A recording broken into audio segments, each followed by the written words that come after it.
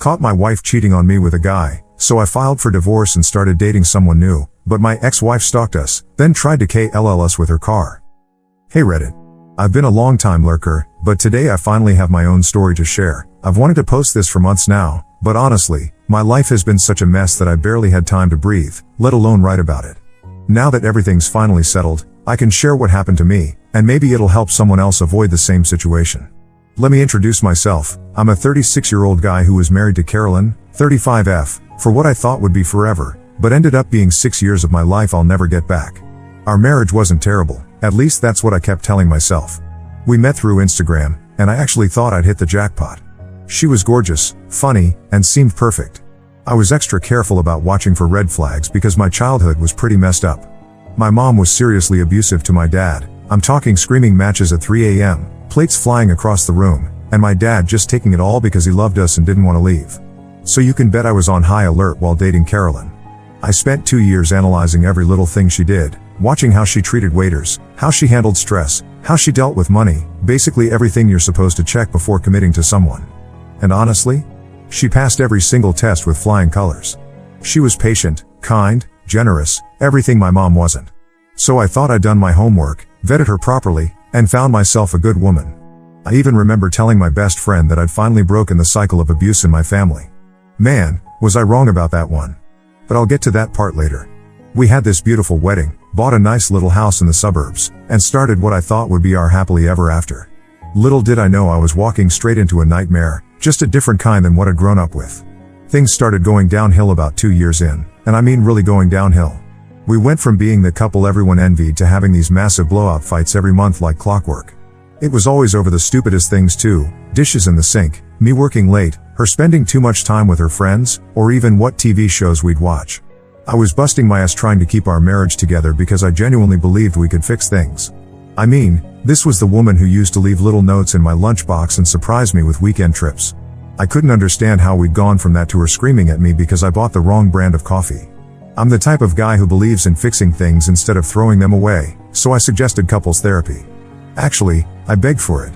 I found this really good therapist who specialized in married couples, made all the appointments, and even paid for it out of my own pocket since Carolyn said it was my idea, my expense. We went to exactly one session, and holy shit, what a disaster that turned out to be. The therapist started pointing out some communication issues, suggesting that maybe Carolyn's way of handling conflict wasn't healthy. She absolutely lost it. Started crying, said the therapist was attacking her, and refused to ever go back. Called the therapist a quack and said I was trying to make her look crazy. Later I found out her dad had died right before the fight started getting bad. I tried to be understanding about that. Grief does weird things to people. But she wouldn't talk about it, wouldn't get help, just kept getting angrier and more distant. She never got physical or broke stuff, but man, her screaming matches could wake up the whole neighborhood. Our neighbors actually called the cops once because they thought someone was being murdered. It was just Carolyn yelling about me forgetting to pick up her dry cleaning. Eventually, we fell into this weird routine where we were basically just roommates who occasionally had sex. We'd wake up, go to work, come home, eat dinner while watching TV, and go to bed. Rinse and repeat. The fights got less frequent, but only because we barely talked anymore. I was still stupidly in love with her though, isn't that pathetic? I kept thinking about our early days, convinced myself that if we just tried hard enough, we could get back there. I believed in our marriage vows, that whole for better or worse thing. I guess I forgot that forsaking all others was part of those vows too, but I'll get to that part. Maybe I should have seen the warning signs, but I was raised to believe that marriage is sacred. Unless someone's getting hit or cheated on, you stick it out and work on it. Well, turns out one of those deal breakers was just around the corner, and I had no idea what was coming. Let me set the scene for you all about how everything fell apart. I worked this boring corporate job, nothing fancy, just your typical mid-level position pushing papers and attending endless meetings. The kind where you're important enough to travel but not important enough to fly first class. I had been sent to this business expo in another state, supposed to be there for 4 days schmoozing with clients and pretending to care about PowerPoint presentations. Here's where my life decided to take a massive dump on me. 3 days into the expo, our office back home had some major crisis. Something about servers crashing and losing client data, typical corporate emergency stuff. My boss called everyone back early, and being the dedicated employee I am, or maybe just an idiot, you decide, I immediately booked the first flight home. I had this stupid, romantic idea in my head. You know those movies where the husband surprises his wife and they have this magical reunion? Yeah, I actually thought that would happen. I spent my entire Uber ride from the airport planning this surprise. Stopped at this fancy florist and dropped $80 on her favorite flowers, these expensive purple orchids she always said reminded her of our first date. I even grabbed some wine and those fancy chocolates she likes. I was thinking maybe this could be our fresh start. We'd been so distant lately, just going through the motions, and I thought this spontaneous gesture might remind her of why she fell in love with me in the first place. I got home around 2 p.m., feeling like the world's best husband with my flowers and chocolates. The house looked normal, her car was in the driveway, which made sense since she worked from home on Thursdays. I remember noticing some weird things though, like her favorite playlist was blasting from upstairs, which she only ever played when she was in a really good mood. There were 2 wine glasses in the sink, but I figured she'd had a friend over for lunch or something. God, I was so fucking naive. I walked straight upstairs to our bedroom, excited to surprise her.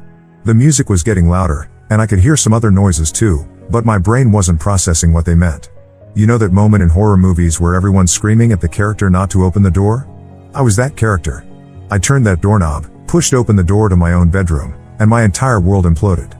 Every single happy memory, every moment of trust, every I love you, all of it turned to ash in that single second. What I saw in that bedroom will be burned into my brain until the day I die. There was my wife, the woman I'd spent 6 years loving, supporting, and building a life with, underneath some random dude in our bed. The same bed where we talked about having kids someday. The same bed where I'd held her when her father died. She wasn't even trying to be quiet about it, just going at it like I didn't even exist, like our marriage meant absolutely nothing. The flowers I'd bought dropped to the floor as I stood there like a complete idiot, watching them scramble like cockroaches when you turn on the lights. The guy, and I'll never forget this, had the nerve to try and just run past me like I was some kind of doorman. He's frantically trying to put on his clothes, dropping stuff everywhere, and I just snapped. Maybe it was seeing him wearing my wife, or maybe it was how he thought he could just walk away from destroying my marriage, but something in me broke. Before I even realized what I was doing, my hand was around his throat. Not squeezing to kill him or anything, but definitely letting him know he wasn't just walking out of there. I actually ended up slapping him. Not punching him like you'd expect, just 2 open-handed slaps across his face like some dramatic housewife in a soap opera. Even now I don't know why I didn't just punch him instead. The guy's face went from scared to angry real quick, like he was actually going to try and fight me in my own house after I caught him with my wife. Can you believe the audacity? The absolute disrespect? I bet he didn't even know Carolyn was married. She probably fed him some bullshit story about being single or separated. He probably thought I was some crazy ex-boyfriend or something. I let him go before things could escalate further. Not because I was scared, but because in that moment, I realized this pathetic excuse of a man wasn't worth catching an assault charge over. He wasn't the one who made vows to me. He wasn't the one who promised to love and cherish me till death do us part. He was just another dick who couldn't keep it in his pants. The real betrayal was still in that bedroom, probably thinking about how to lie her way out of this one. When I turned back to face Carolyn, my whole body was shaking. There she was, the woman I'd given everything to for 6 years, fumbling with her bra like this was just some minor inconvenience in her day. The purple orchids I'd bought were scattered across the floor, probably crushed under that guy's feet as he ran out. I just stood there watching her fix herself up in the mirror, the same mirror I'd hung up for her last Christmas because she said it had better lighting. She was taking her sweet time too, like she hadn't just nuked our entire marriage. Just casually smoothing down her hair, avoiding my eyes in the reflection, acting like she hadn't just destroyed everything we'd built together. You want to know what this woman, who I caught literally in the act of cheating, had the balls to say to me? She looks at me with this annoyed expression, like I'm some door-to-door salesman who interrupted her day, and goes, "Why are you even back?" Not "I'm sorry" or "I can explain" or any of that basic human decency stuff. Nope. She was actually irritated that I had the audacity to come home early and catch her cheating. In our bed. In our house that we bought together. That I paid the majority of the mortgage on. I've never wanted to hit someone so badly in my life. My hand was actually twitching, remembering how good it felt to slap her affair partner. But I just stood there, paralyzed, while she had the nerve to mutter under her breath, "You weren't supposed to be back." Like this was somehow my fault. Like I was the one who did something wrong by coming home early. Like I should have called ahead to schedule a convenient time to catch her cheating. The absolute audacity of this woman, 6 years of marriage, and this is what it meant to her. A minor inconvenience in her afternoon of fun. You know what's really messed up? I could see our wedding photo right there on the nightstand while all this was happening. The same nightstand where she'd put the breakfast in bed I made her just last weekend. The same room where she'd been telling me she was too tired for sex for the past 3 months. Meanwhile, she clearly had plenty of energy for this random dude. I just stood there like an idiot, my mind racing through every late night at work she'd told me about, every girl's night out, every time she said she was visiting her mom. How long had this been going on? How many other men had been in my bed? I was about to find out, because Carolyn wasn't done talking yet. Not by a long shot. And then this woman, this absolute piece of work, completely lost it. She started screaming at me like I was the one who had just blown up our marriage. You weren't supposed to be back. She shrieked, her face getting all red and blotchy like it did during our fights. This is your fault. If you had just told me you were coming home, you would never have seen this. The mental gymnastics this woman was pulling would have won her an Olympic gold medal. She actually had the nerve to blame me for catching her cheating. But wait, it gets better. I asked you for an open relationship and you said no. She screamed, like that somehow made what she did okay. Yeah, she had asked me once, during a drunk conversation 6 months ago, and I had said no because I believed in monogamy. Apparently, in her twisted mind, that meant she should just go ahead and do it anyway. I have needs. She kept yelling, like I was some kind of monster for expecting basic loyalty from my wife. I tried to do things without hurting you. The absolute insanity of that statement. She tried to cheat on me nicely. How considerate of her. Something in me snapped. 6 years of love, trust, and dedication reduced to I have needs. Every kiss, every I love you, every moment we shared, all fake. I crossed that room in 3 steps, my hands shaking with rage. I grabbed her by the collar of that shirt, the same shirt I'd bought her for her birthday last month, and raised my fist. I wanted to hurt her like she hurt me. I wanted her to feel something, anything, that matched the pain tearing through my chest. But then I saw the fear in her eyes. Real, genuine fear. And even though she'd just destroyed everything I believed in, even though she'd just shown me that our entire marriage was a lie, I couldn't do it. I'm not that guy. I refused to be that guy. My mom used to look at my dad with that same fear, and I swore I'd never put that look on anyone's face. So I let go of her shirt and stepped back, my fist still clenched but lowered. The dark part of me still wishes I had given in to that rage, just to make her feel a fraction of my pain. But I'm glad I didn't. Not because she didn't deserve it, but because I deserved better than becoming what I always feared. There I was, standing in my own bedroom, surrounded by crushed purple orchids, staring at this stranger wearing my wife's face. 6 years of marriage, and this was how it ended, with her blaming me for catching her cheat. The woman who used to kiss me goodbye every morning was now standing there telling me it was my fault for not calling ahead to schedule my discovery of her affair. The second I let go of her shirt, this woman switched personalities faster than a TV channel. Suddenly she wasn't scared anymore. No, now she was the victim in all this. You were going to hit me? Really? She screamed at my back as I walked away. This is exactly why I don't love you anymore. You're not even a real man. She kept going, her voice following me down the hallway, spewing every insult she could think of. 6 years of marriage and she was trying to provoke me into becoming the bad guy in this story. Real convenient how she went from trembling in fear to screaming insults at the guy she just claimed was about to hit her. It wasn't until I talked to my buddy later that night that it clicked. She wanted me to hit her. Can you believe that? She wanted me to snap and give her something she could use against me. Turn herself from the cheating wife into the abused spouse. Probably had it all planned out. She'd run to the cops with a bruised face, cry about her abusive husband, and walk away with half my stuff and monthly alimony checks. The same woman who used to bring me soup when I was sick was now trying to bait me into domestic violence. The manipulation was almost impressive, in a sick sort of way. I had to get out of that house. The whole place reeked of betrayal, and I mean that literally. Their perfumes and colognes were mixed together in our bedroom, on our sheets, in our air. The same bed where I'd held her through anxiety attacks was now tainted with another man's scent.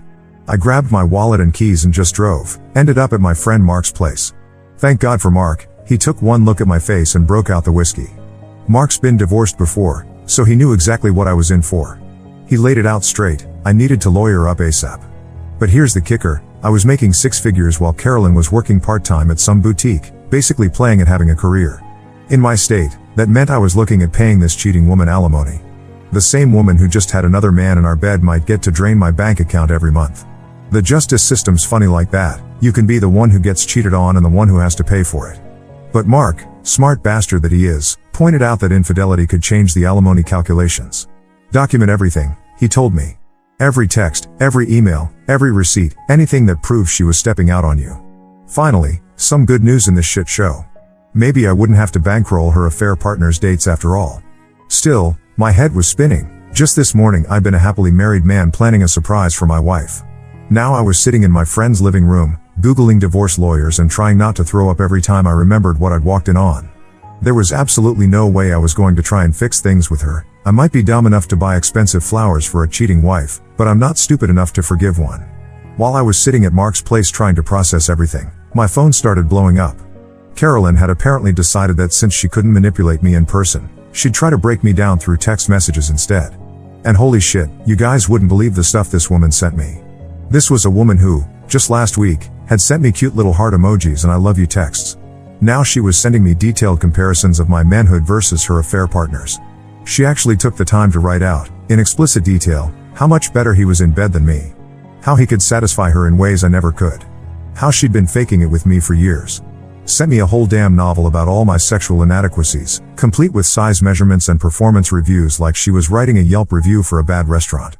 She even had the nerve to tell me that her guy had ruined her for other men, as if I was going to want her back after catching her cheating in our own bed. But the best part? She was absolutely livid that I'd ruined her good thing. Can you believe that? She was mad at me for interrupting her affair.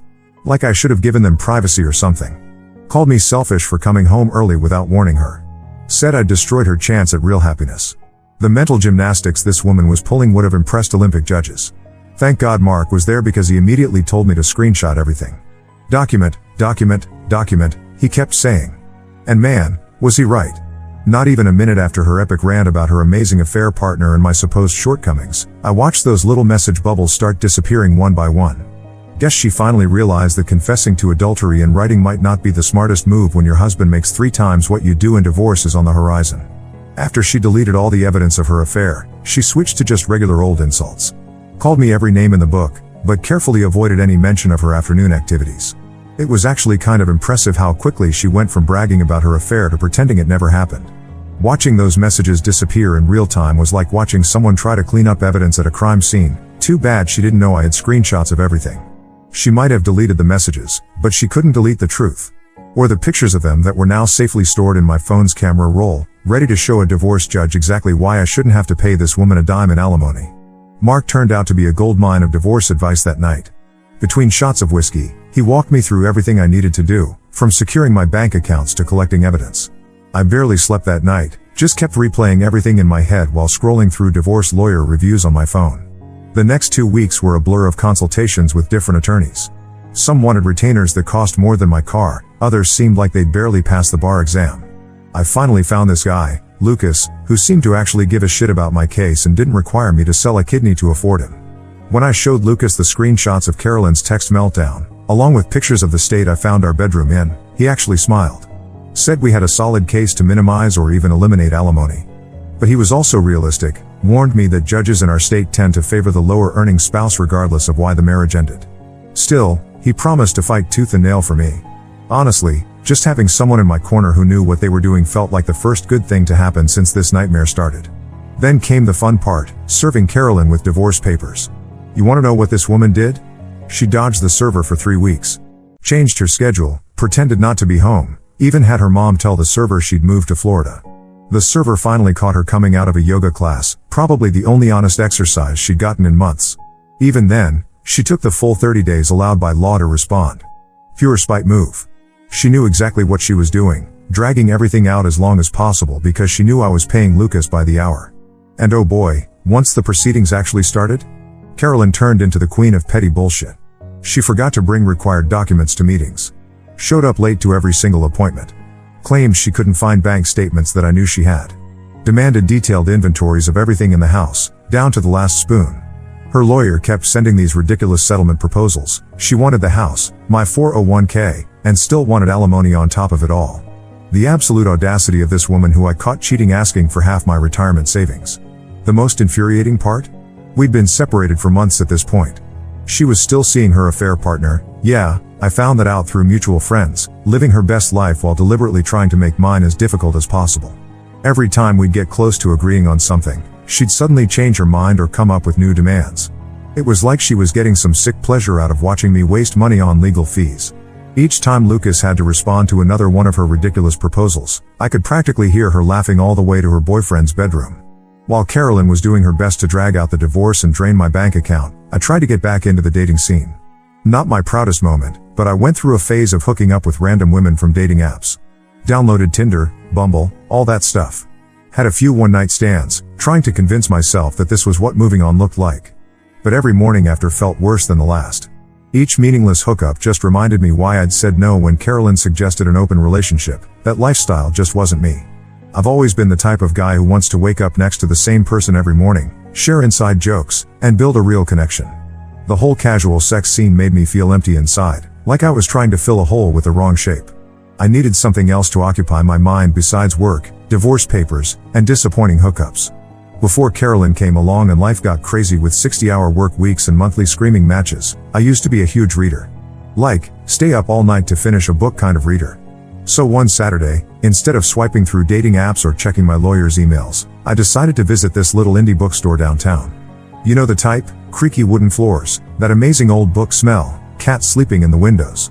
I was standing in the sci-fi section, feeling completely lost because apparently the entire genre had evolved while I was busy trying to save my marriage. I'm talking about these thick books with titles I couldn't even pronounce, series that were like 15 books long. I must have looked pretty pathetic, just staring at the shelves with this confused look on my face, because this woman next to me actually laughed, not in a mean way, just this soft, amused sound. She was holding this massive book that could have doubled as a weapon, and when I turned to look at her, she just smiled and asked if I needed help. Told her I was looking for some good sci-fi but had no idea where to start. Next thing I know, we're sitting in these comfy chairs in the corner, and she's giving me a crash course in modern science fiction. She was passionate about it too, her eyes lit up when she talked about her favorite books, and she had this adorable habit of tucking her hair behind her ear when she got excited about a particular series. What started as a quick book recommendation turned into a 2-hour conversation about everything from classic Asimov to modern space operas. She told me about this series she loved about parallel universes, and I shared stories about my old favorites from college. It was the first real conversation I'd had in months that didn't involve lawyers, divorce papers, or bad Tinder pickup lines. For those 2 hours, I completely forgot about Carolyn and all the drama. I was just a guy talking about books with a beautiful woman who actually seemed interested in what I had to say. After our impromptu book club session, I finally worked up the courage to ask for her number. My hands were actually shaking while putting it in my phone, pretty pathetic for a 36-year-old man, but something about her just made me feel like a teenager again. I walked out of that bookstore with her number, her recommendation for The Three-Body Problem, and the first genuine smile I'd had in months. I kept rereading our text conversation that night, and it hit me how different it felt from all those empty Tinder messages. There was something real there. On our first real date, I knew I had to tell her about my ongoing divorce. I'd rehearsed this conversation in my head a dozen times, expecting her to run for the hills when I mentioned my psycho soon-to-be ex-wife.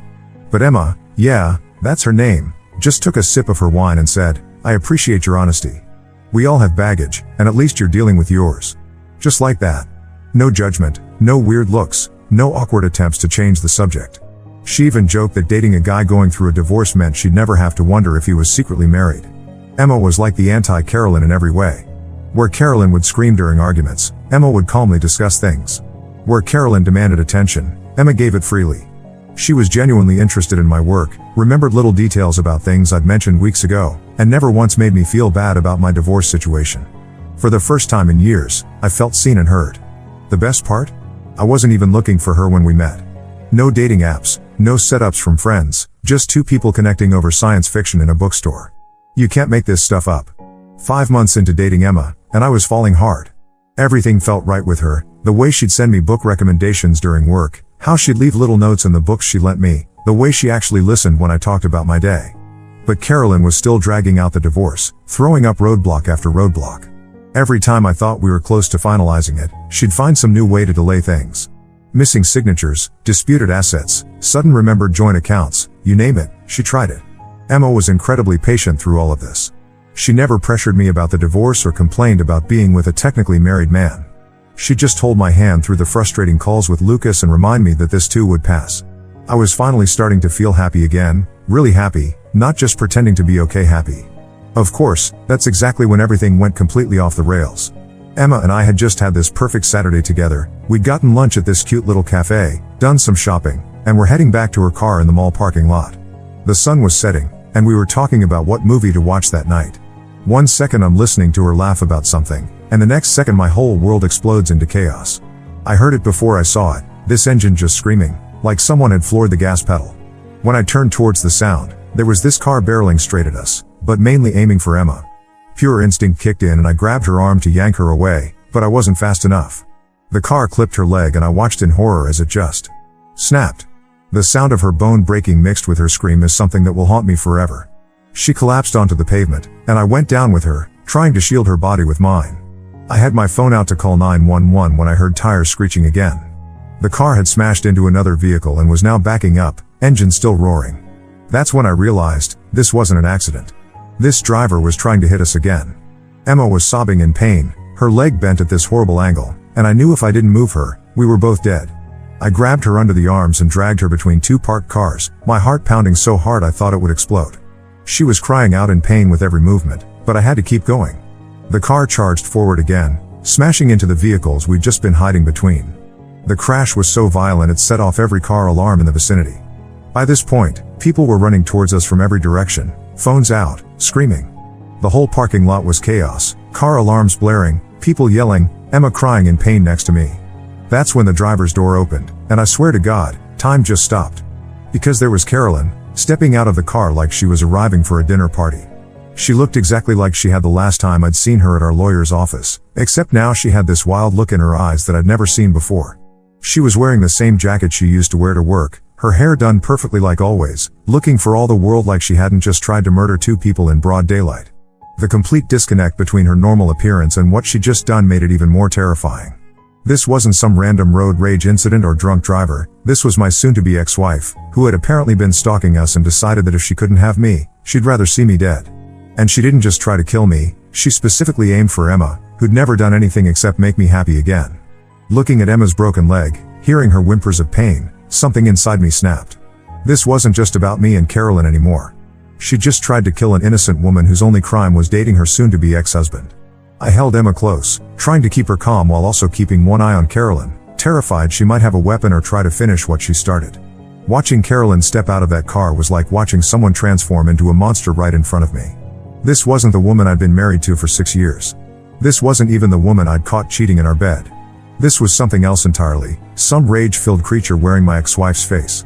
The reality of what just happened hit me like a ton of bricks. Carolyn had actually tried to murder us. Not in a heat-of-moment thing, but in a premeditated, calculated way. She had to have followed us, waited for the right moment, and then deliberately tried to run us down in broad daylight. When she started walking toward us, her heels clicking on the pavement like some twisted countdown, I genuinely thought she was going to try to finish what the car hadn't managed to do. Her face was completely blank except for her eyes. They were burning with this intense hatred I'd never seen before, not even during our worst fights. Thank God some guy built like a linebacker grabbed her before she could reach us. Even then, she kept trying to push forward, like some rabid animal straining against a leash. I was holding Emma, trying to keep her calm and assess her injuries, but I couldn't take my eyes off Carolyn. This woman had sat across from me at countless dinners, slept next to me for 6 years, talked about having kids together, and now here she was, having just tried to murder me and my girlfriend in a shopping mall parking lot. The disconnect between those two versions of her was making my head spin. How do you process the fact that someone you once loved enough to marry had just tried to kill you? The cops showed up with their sirens blaring, followed by an ambulance. As they loaded Emma into it, she was in so much pain but still trying to smile at me to let me know she was okay. Carolyn completely lost what was left of her mind. As the officers were cuffing her, she started screaming at the top of her lungs, "It hasn't been a year and you're already walking around with that whore."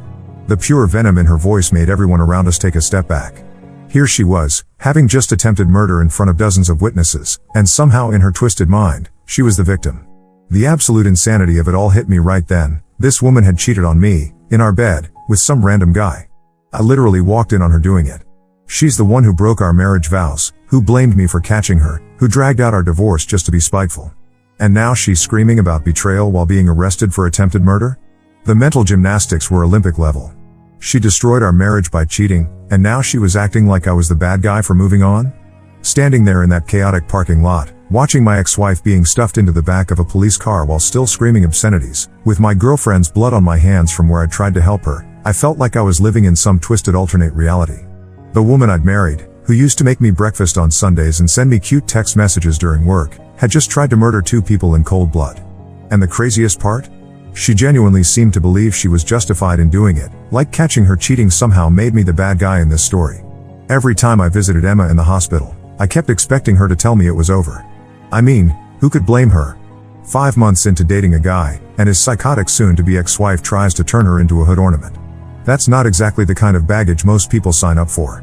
Her leg was in this massive cast, she was facing months of physical therapy, and it was all because she had the misfortune of dating me. I couldn't even look her in the eye when I told her who the driver was, just stared at the hospital floor and waited for the inevitable "I can't do this anymore." But Emma? She just reached for my hand and said, "Well, at least we know she'll have plenty of time to work on her road rage in prison." She actually made a joke about it. This woman, lying in a hospital bed with pins in her leg because my ex-wife tried to murder her, was trying to make me feel better. When I asked her if she was sure she wanted to stay with me after all this, she looked at me like I was crazy. "What, you think I'm going to let her win? She's going to prison, and I'm going to walk again just fine. I'd say I'm coming out ahead in this one." The district attorney's office was all over this case like white on rice. Turns out multiple security cameras caught the whole thing in glorious HD. The footage was chilling. You could see Carolyn's car circling the parking lot first, like a shark looking for prey. Then she parked for a while, just watching us. The DA said this was crucial because it proved premeditation. She didn't just happen to see us and snap. She stalked us, waited for the perfect moment, and deliberately tried to kill Emma. They had footage of her making at least 3 passes by our location before she finally gunned it straight at us. The security footage was like something out of a horror movie. You could see the exact moment she spotted us, how she waited until we were in the perfect position, and then just floored it. The cameras caught everything: the initial hit that broke Emma's leg, Carolyn backing up for another try, me dragging Emma between the cars. The DA said it was one of the clearest cases of attempted murder she'd ever seen. No room for temporary insanity or heat of passion defenses. This was cold, calculated attempted murder, caught on multiple cameras from multiple angles. The craziest part? In the footage, you can see her checking her makeup in the rearview mirror right before she tried to kill us. Just casually fixing her lipstick like she was heading to a business meeting, not attempting a double homicide. The prosecutor said this was another nail in her coffin, showed she was completely aware and in control of what she was doing. She wasn't some woman who snapped in a jealous rage. She was someone who carefully planned to murder her ex-husband's new girlfriend, and made sure her makeup was perfect for her mugshot afterward. The whole divorce process got put on hold because apparently trying to murder your ex's new girlfriend takes precedence over splitting up the china collection. I spent months going back and forth between work, the hospital for Emma's recovery, and the courthouse. My boss was understanding at first, but after the 10th time I had to leave work for legal matters, I could tell his patience was wearing thin. I was burning through PTO like crazy, spending hours with prosecutors, and basically living at the courthouse. All because my ex-wife couldn't handle the fact that I'd moved on after she cheated. The trial itself was like watching a masterclass in how to send someone to prison. The prosecutors had this mountain of evidence that just kept growing. First, there were the security cameras, 6 different angles of Carolyn trying to turn Emma into roadkill. Then came the parade of witnesses. Seemed like everyone in that parking lot had stuck around to give statements. The soccer mom who saw the whole thing while loading groceries. The teenager who recorded it all on his phone. The retired cop who grabbed Carolyn before she could finish what she started. One after another, they all told the same story. This wasn't an accident. This was attempted murder in broad daylight. Emma was incredible on the stand. Even with her leg still in a cast, she told her story without breaking down. Described how it felt to see the car coming, the pain of her leg snapping, the terror of realizing Carolyn was coming back for another try. I had to testify too, tell the jury about finding Carolyn cheating, the divorce drama, the threatening texts, everything. Carolyn just sat there the whole time, trying to look remorseful, dabbing at her eyes with tissues. The jury saw right through it. When the verdict came back, it was guilty on all counts. Attempted murder, aggravated assault with a deadly weapon, reckless endangerment, the works. But then came the sentencing, and that's when things got frustrating. 12 years. That's all she got. 12 years for premeditated attempted murder, and she could get out even earlier with good behavior. The judge bought her whole "I'm so sorry, I wasn't thinking clearly" act. She sat there crying about how she'd lost control and deeply regretted her actions. Meanwhile, I'm sitting there thinking about how she checked her makeup before trying to kill us. The prosecutors tried to explain it to me: first-time offender, no prior record, showed remorse, blah blah blah. But come on, 12 years? She tried to murder 2 people in cold blood. She stalked us, planned it out, and would have tried a 3rd time if that bystander hadn't stopped her. Emma could have died. I could have died. And Carolyn could be out in less than a decade if she plays nice in prison. The justice system's funny like that. You can try to murder someone in front of dozens of witnesses and still get less time than some guy caught with drugs. But you know what really got me? During the sentencing, Carolyn actually had the nerve to turn to us and apologize, saying she wasn't herself that day. As if there's ever a version of yourself where it's okay to try and murder people in a parking lot. Emma just stared her down the whole time, refusing to give her the satisfaction of a response. 12 years might not be what we hoped for, but at least it meant 12 years where we didn't have to look over our shoulders in parking lots. Funny how attempting murder really changes a judge's perspective on alimony. After the criminal trial, the divorce proceedings suddenly became incredibly simple. Carolyn had to attend via video link from prison, looking fantastic in her orange jumpsuit. Her lawyer tried to argue for some of my assets, but the judge shut that down real quick. Turns out judges aren't super sympathetic to spouses who try to murder their ex's new partners. The judge actually said, and I quote, "The court isn't in the business of rewarding attempted murderers with alimony." She got exactly what she came into the marriage with: her clothes, her personal items, and her prison commissary account. The look on her lawyer's face when the judge denied every single one of their requests was priceless. No alimony, no share of my 401k, no claim to the house, nothing. All those months she spent dragging out the divorce, all those ridiculous demands and delayed meetings, and in the end, she played herself. If she hadn't tried to turn Emma into a speed bump, she might have actually gotten something in the divorce. Instead, she got a prison cell and divorce papers that basically said you get nothing. I couldn't stay in that apartment though, too many memories of walking in on her with that guy. Every time I walked through that bedroom door, I'd see them there. Emma and I found this great place closer to downtown. It's actually way nicer than my old apartment, has this amazing view of the city, and most importantly, no ghost of my cheating ex-wife haunting the bedroom. Emma has fully recovered now, you can barely tell her leg was ever broken. She jokes that getting hit by a car was totally worth it because it got rid of my crazy ex forever. Dark humor, but hey, whatever helps you cope with almost being murdered, right? Sometimes I wonder if I could have avoided all this. Maybe I should have seen the red flags when she started picking fights over nothing. Maybe I should have run for the hills when she refused to continue couples therapy. But honestly, crazy doesn't always wave a big red flag. Sometimes it hides behind a beautiful smile and whispered I love yous until one day it tries to murder your girlfriend in a parking lot. At least now I can say I'm genuinely happy. Emma and I are talking about getting married next spring. Seems fitting since we met over science fiction books and now we're living our own crazy story with a happy ending. Sure, Carolyn will get out eventually, but that's what restraining orders are for. Plus, Emma's dad is a gun instructor and made sure we both got our concealed carry permits. Just in case Carolyn decides to try for round 2 when she gets out.